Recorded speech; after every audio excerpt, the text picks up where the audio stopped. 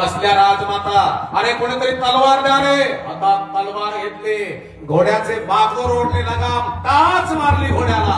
काठीवाडी घोडा, श्याम वर्णाचा, देवमन कंठी, मोठाले कान आणि असे टापावर चाललेला 7 महिन्याचा गर्भ पोटामध्ये असताना त्या गर्भाचे डोहाळे घोड्यावर चालायचं.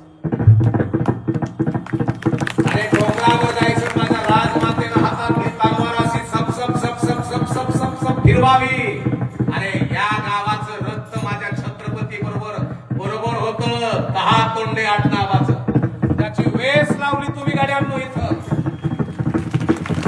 हे गाव काय साधं आहे? त्या गावाचा इतिहास काय साधा आहे का? मानकोजी 10 तोंडे. माय बापांनो, हे आपल्या महाराष्ट्राकरता ह्या इथल्या वीरानं शूरानं एकत्र येऊन आपल्या दंडातली ताकद स्वातंत्र्याकरता निर्माण केली किंवा घातलेली आहे. हे लक्षात असू द्या. हे काय लंग्या सुंग्याचं गाव आहे का? या गावामध्ये शूर, वीर, कर्तबगार, शेती करणारे, राजकारण करणारे, गावठी करणारे, खताच्या दुकानात चालवणारे, चांगल्या प्रकारच्या गायांचे गोठे सांभाळणारे, चांगल्या प्रकारचा उद्योग करणारे उद्योजक या साता गावात आहे. निघायला लांबच आहे, पण असे शूरवीर या इथल्या मातेनं जन्माला घातलेले आहेत माई.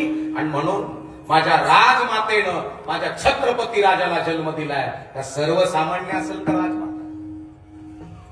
तिच्या नजरेमध्ये फक्त स्वातंत्र्य आणि स्वातंत्र्य, स्वराज्य आणि स्वराज्य आहे. आणि म्हणून तुमच्या नजरेमध्ये सुद्धा जर चांगल्या प्रकारची भावना असेल तर तुमचं लेकरू सुद्धा त्या क्वालिटीचं व्हायला काहीच वेळ लागत नाही.